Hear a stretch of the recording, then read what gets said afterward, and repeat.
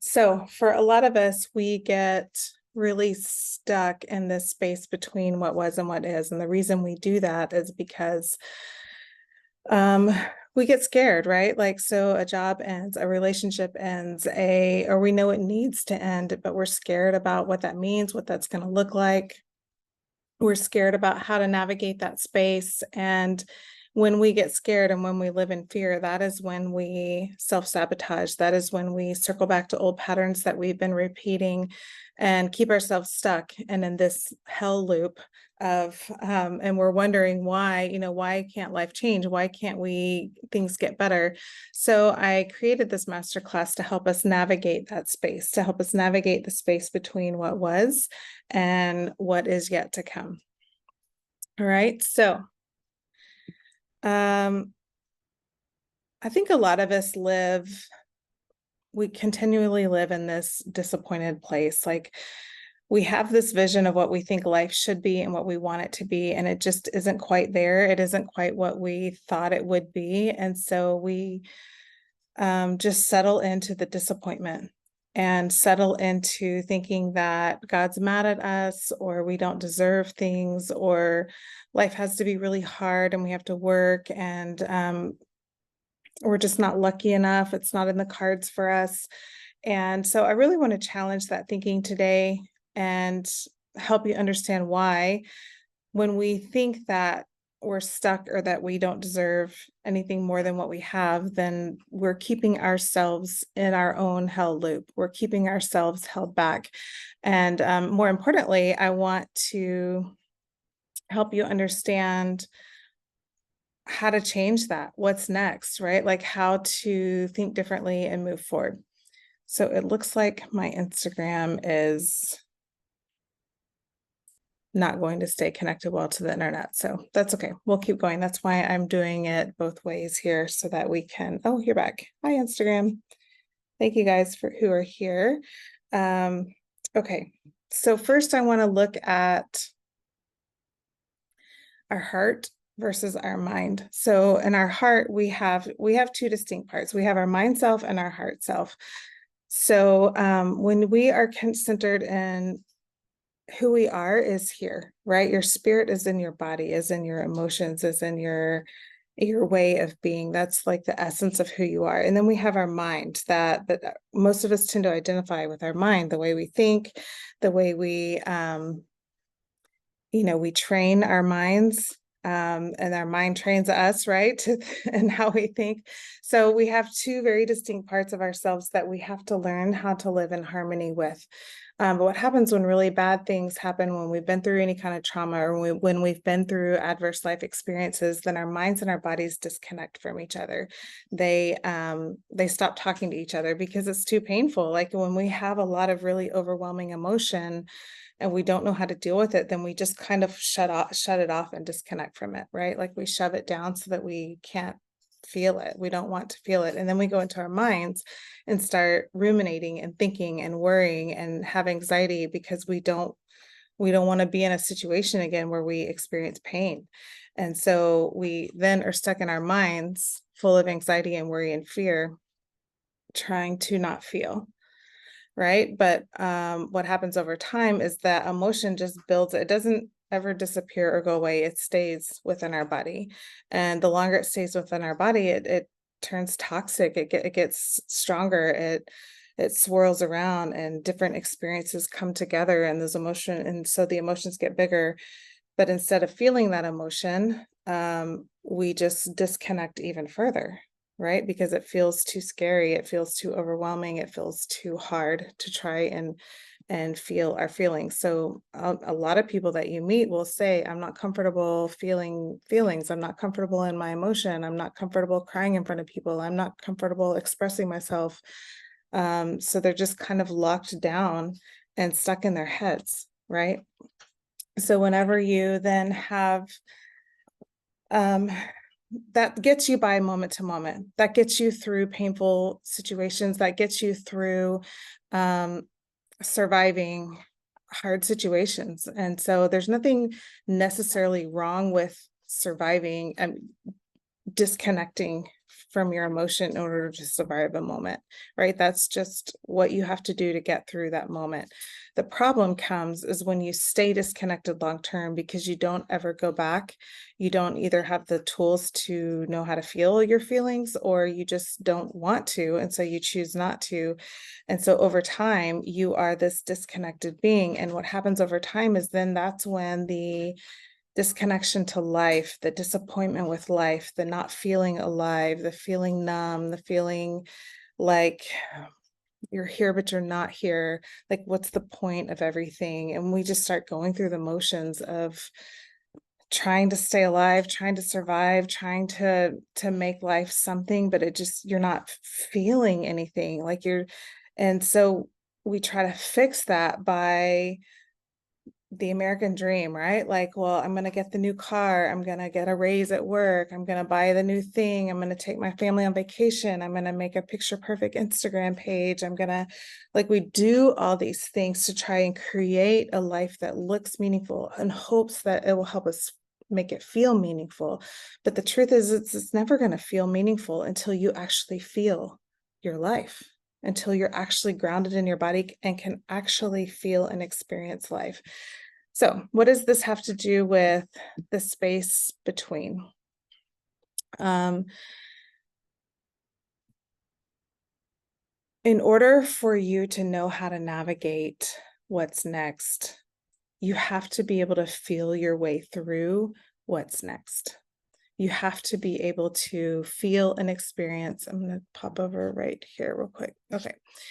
You have to be able to be connected with your mind inside your body and know what you feel and feel what you know in order to be able to navigate yourself into what is actually next, in order to stop yourself from,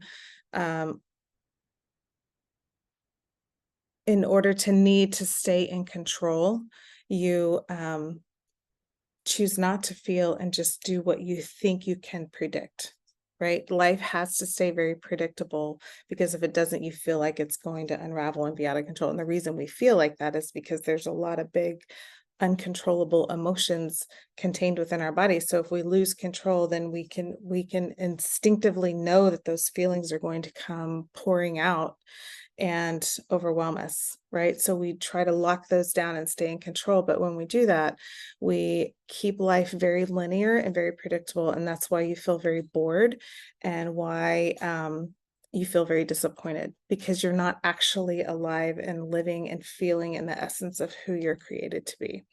So let me check my notes real quick.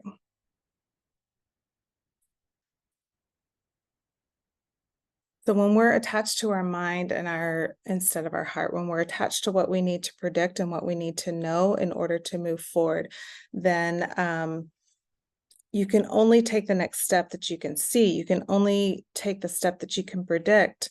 And that's why you feel so bored. I mean, we need the excitement, right? We need the people who really are alive don't need the control of knowing exactly what's next because they trust themselves and they're in their body and they trust the movement and flow of the universe, God, life within them, the source. And so they can feel what to do next and move forward based on that feeling. But the only way you can do that is to actually be connected to your feelings, to be able to experience your feelings in real time right now, not based in the past and not based in the future. So our minds are, our minds are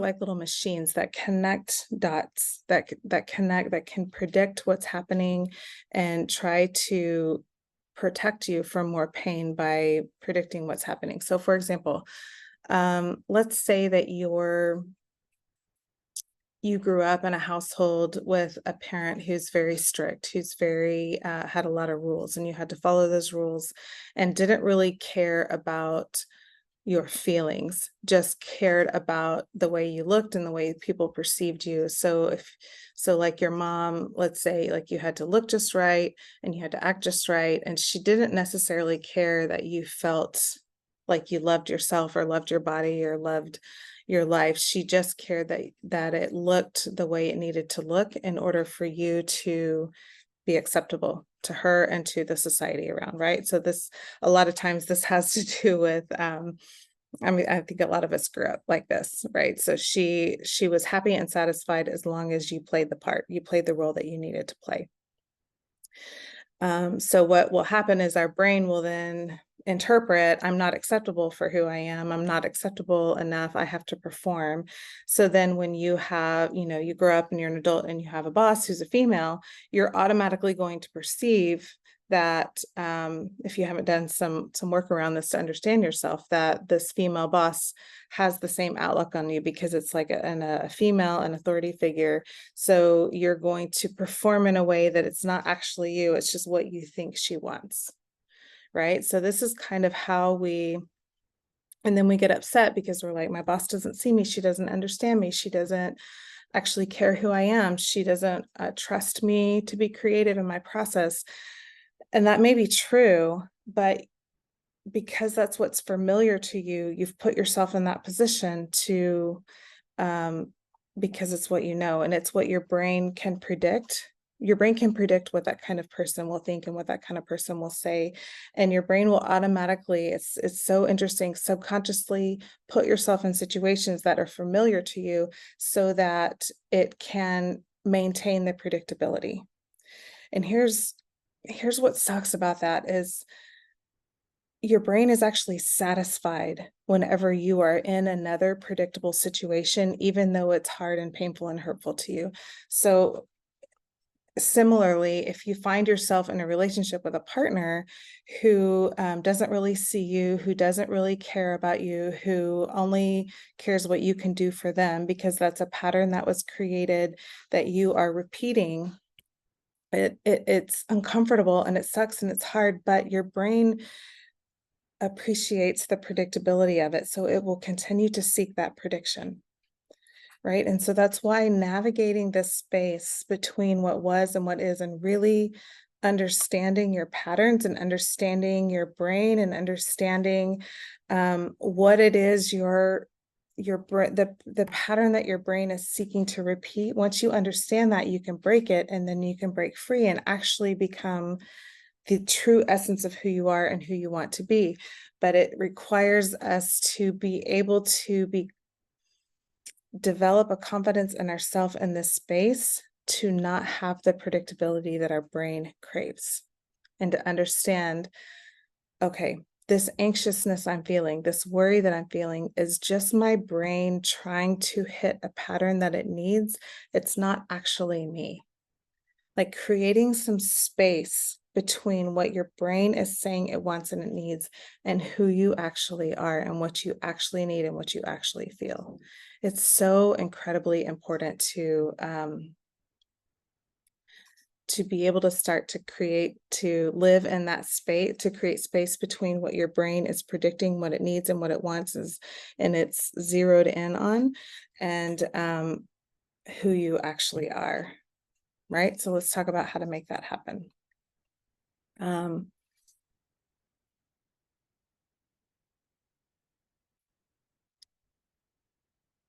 When our brain is seeking the patterns, it does create this like chaos within our heart.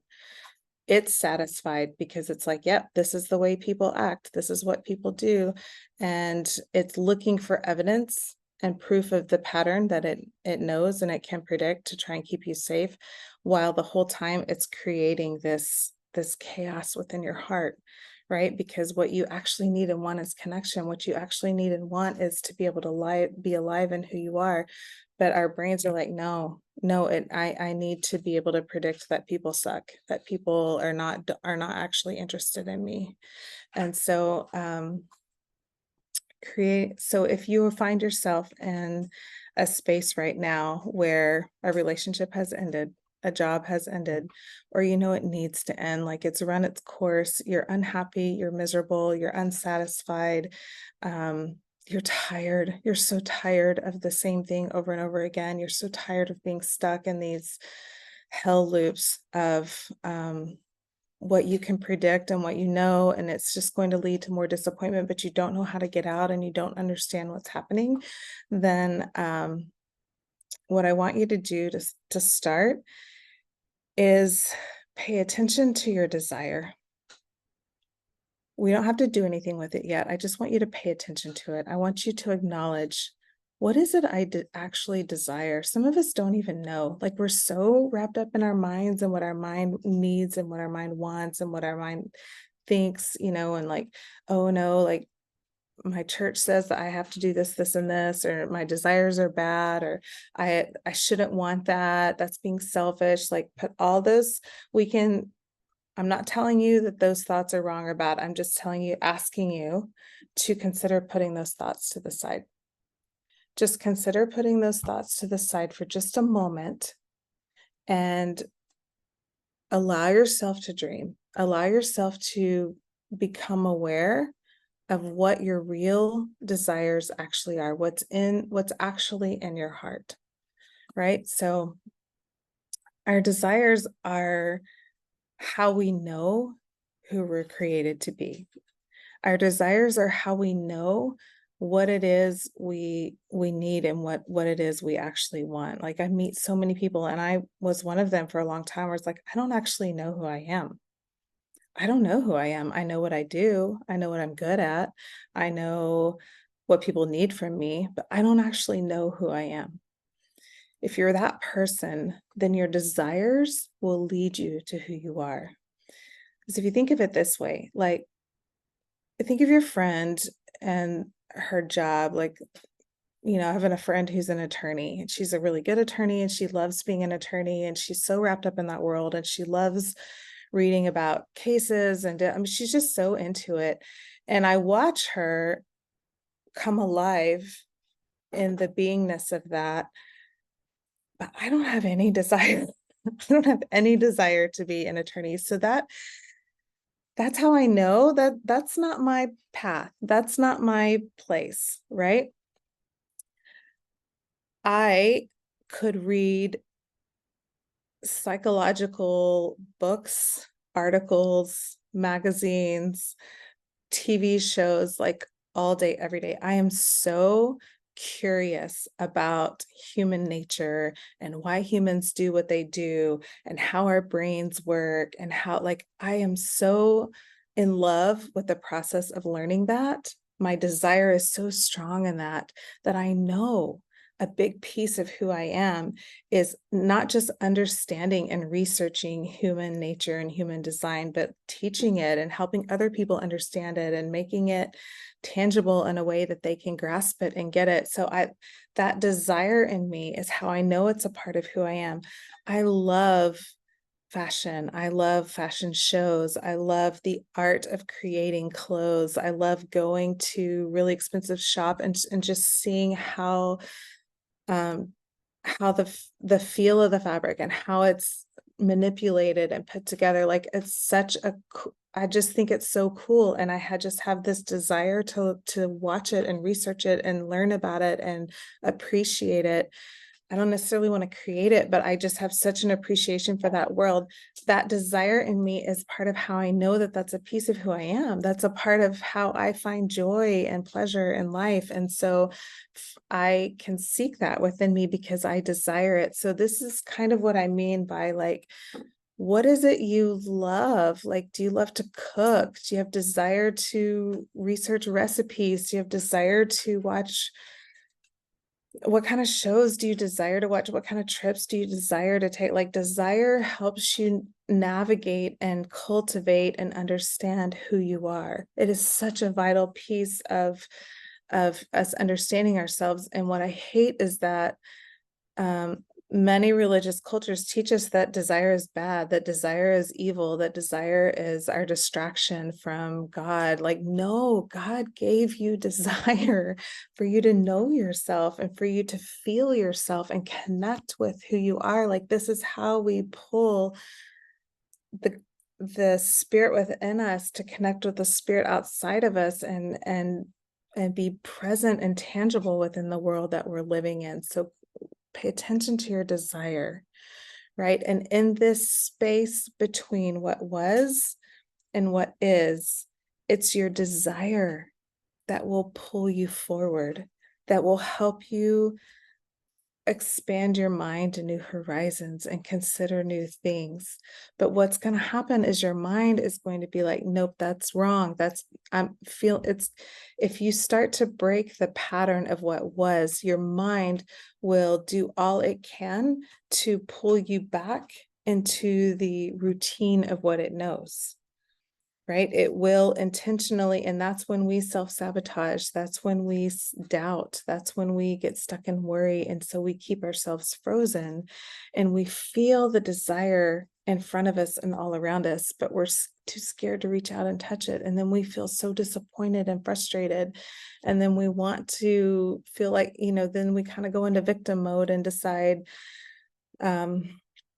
it's not for us, or we can't have it, or we like come up with all these reasons in our minds about why it's not, we can't have it.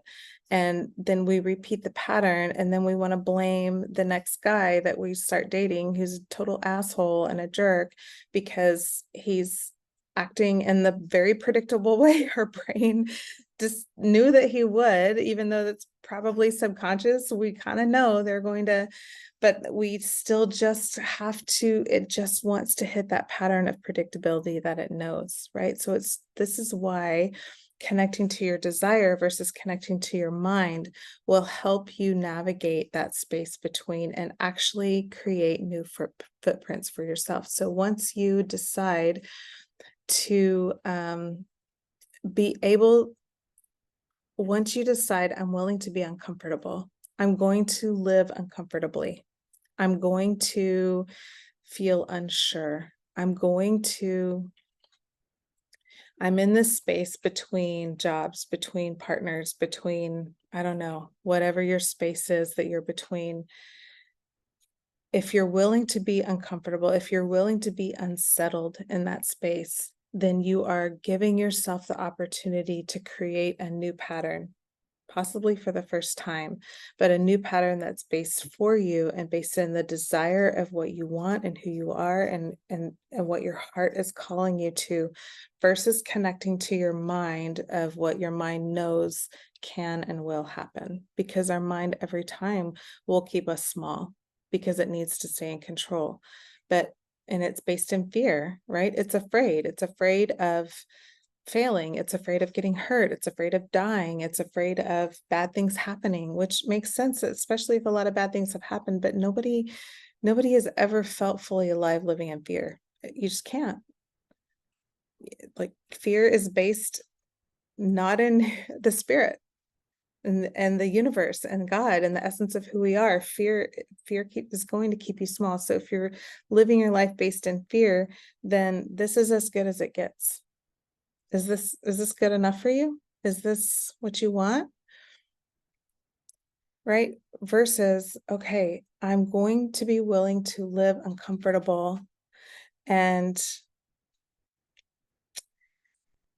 that kind of excited, it feels a little risky, it feels scary, but not fear like I'm going to die fear, like excited fear, right? Like this, if you're willing to live on the edge of that space and expand yourself into the desire that, and allow yourself to focus on the desire that you want, and meditate there, and meditate in the love of God and the universe who is calling you to something different, and allow yourself the space, the time to just be uncomfortable in that space. You don't have to do anything more than be willing to be uncomfortable in that space. You're not totally sure how it's going to work out. You're not totally sure that it won't all fall apart, but you know for sure that you're going to be okay. You know for sure that it's going to be okay. I'm willing to live in this space and be uncomfortable for a while to see what happens, to change my pattern, to change my life, to change what's predictable, because I know how disappointing what's predictable can be, right? I know that is going to lead me to more of the same, and I desperately want something different. So allow yourself to be uncomfortable in this space of believing in your desires. And I know it feels so scary, but here's the deal. If you are scared of being disappointed again, you are already disappointed. You are already feeling the feeling you don't want to feel. If you're scared of failing again, then you're already failing. You're already not even giving yourself a chance. You're already feeling the feeling you don't want to feel. You're just avoiding it by trying to convince yourself that you're going to not play the game so you don't feel that, but you're already feeling it. If you're so tired of being, if your desire is to be in love with somebody and somebody to be in love with you, but it feels too scary to put yourself in that position, then you're already feeling the disappointment of not having the desire. So you can't avoid the disappointment. I mean, you can, you can, but you're already like you're just keeping yourself on a hell loop. It's literally a hell loop of your mind, right? If you're scared to put yourself out there and go after what it is you want because you're scared that you're going to fail and be disappointed, you're already feeling the failure and the disappointment. It's already here. It's already here. So why not give yourself the opportunity to use that knowledge and that information as like, okay, well, if I'm already feeling it and I'm still alive, it's uncomfortable. I don't like it. I try to avoid it, but I'm still alive. I'm still here. I'm still moving forward. I can manage being uncomfortable. So if I know that I can manage being uncomfortable, then I am going to go for what I want and allow the space for what I want to come to me and believe that it's possible for me because I know that I can handle I can handle disappointment, and I know that I can because I'm already feeling it right now. Right? So it's like our mind tries to trick us into thinking that we're avoiding some feeling we're already feeling it. So now you don't have any reason to not give yourself a chance to try. All right, let me check my notes real quick.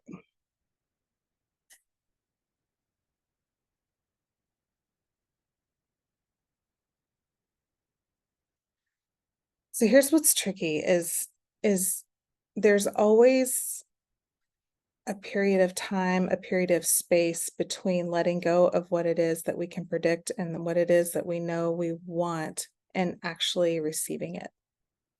Right. And our ability to stay out of fear will kind of navigate how long that space lasts, but there's always this space. And this space is what creates the anxiousness. And this space that's when we start to worry because we start to doubt.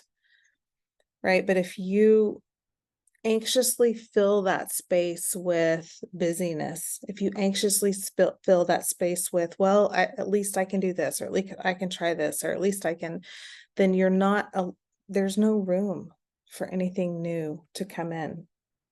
You have to be able to hold the space open in belief and connection with desire that and allow it to come in. But if you are refusing to hold that space open so that you can navigate and see the new path, and then you're keeping, that's how you keep yourself stuck. That's why the space between is so important. That's why understanding the space between is so important, is allowing yourself to remain open to new possibilities without going into shame, doubt, and fear, right? And it's normal to feel shame, doubt, and fear, guys. So it's not, for me, I just acknowledge it when it's there. Hi, fear. Hello, what is it you have to say today? I'm not going to have any money at the end of the month. Okay, thank you for the reminder that you say I'm not going to have any money at the end of the month. Thank you for that. I know why you're here, but I'm going to choose, if I latch onto that fear and then start going into, I need to manipulate and control and overworking myself, then I fill the space with the busyness and I don't have an opportunity to feel what it is in my heart that will actually lead me to working with the desires of my heart and partnering with the universe to create what it is I'm meant to create vocationally, right? Or if I'm like, if it's in a relationship, I'm going to be alone forever. No man's ever going to want me, especially if I need to lose weight and I need to, so then I just start anxiously dieting and anxiously like searching for men, and any man who will pay attention to me, I cling to because I don't want to be alone and I have to make it happen. And he's not really inspiring me. I'm not, but I'm just going to cling to him and make it happen because I need to have somebody. I mean, you see how we fill that space with our anxiousness and our worry, then there's no, the man of your dreams could be right around the corner, but he can't find you. He can't feel you. You can't find and feel him because you're so anxious about filling that space up and making something happen because you're worried and afraid that so you just are creating a life based in worry and fear rather than a life based in desire and want and excitement and need. But it requires you to be able to navigate and manage the loops that your mind wants to keep you in. And we do that by creating space with our mind and actually being really present to the real moment, because what your mind is, the loops your mind is tied to is past events and worry about the future. It's not based in the present. There's nothing actually happening right now. You're just sitting here looking at me talk online. There's nothing actually happening right now, but our minds get so stuck in these predictions and it's always calculating, right? It's not based on what's present right now. So creating space with all of that energy and allow it to be there. Okay, thank you, mind. I see what you're doing. But I'm not going to attach myself to it. So let's say you have just been really disappointed in a relationship. Let's say that somebody has really, really let you down, really hurt you, cheated on you, done something against you. The pain of that is very real. And especially if this isn't the first time, because it's just compounded pain, right?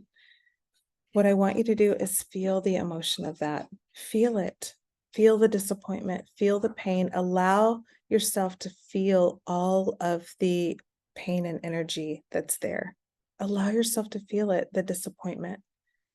Because once you feel it, it passes, it flows through you, and you're not holding on to it. You're not contained with it anymore. And it creates the space that you need to be able to hope for something new, to be able to create a new pattern. But what I'm saying is feel that feeling without attaching meaning to it, without saying, I deserve this, or this will always happen to me, or I'll never find anything. That's your brain trying to make the pain not as bad as it is. That's your brain trying to organize the pain, the chaos or the pain. No. Don't attach a meaning to what it is. Just feel what it is. Feel the energy of the emotion. Let it go. And now you have the space to feel your desire. So if you're struggling to feel desire, there's emotion in there that we need to clear out first, that you need to connect with first. There's emotion in there that you need to process through.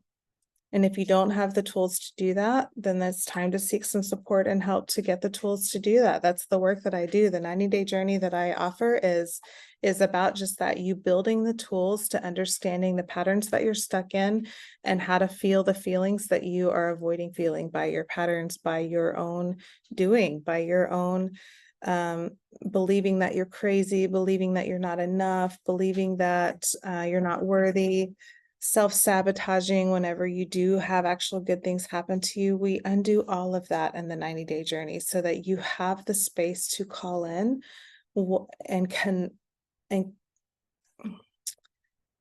Allow the desire of your heart to come alive. The reason you're so disappointed right now is because you have incredible desires within you that you're so disconnected from and so far away from. And we think that it's God who's doing that to us or people who are doing that to us.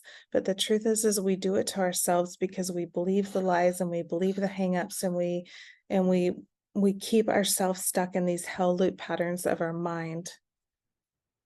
And there is a different way. I'm here to challenge you and encourage you with there is a different way. So if you're ready for a different way, if you're tired of the hell loops of your mind, if you're tired of the patterns that you're stuck in, then the 90-day journey is for you.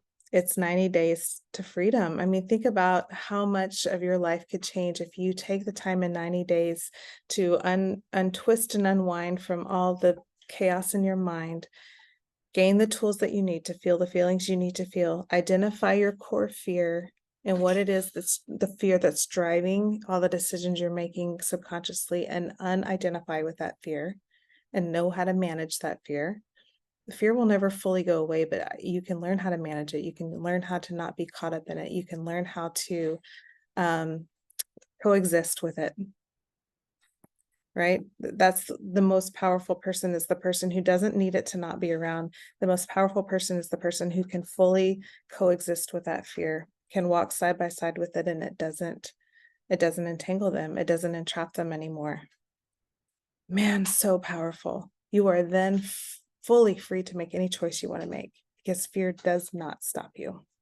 And I want that for you. All right. So the 90-day journey is for you. If you're like, I know I don't have that much time, then I have a membership as well. It's more of a self-guided, self-paced experience, but all the tools are there. It's just so it's not as much of a live experience with me, connection with me, but I did all the trainings and teachings in the membership. And then we have a Slack channel that I will connect with you weekly and just encourage you and kind of guide what you can work on for that week. So the membership is $47 a month. The 90-day transformation journey, it's $2,500 for the 90 days. I have a payment plan available for you. So I'll put the links for both of those here.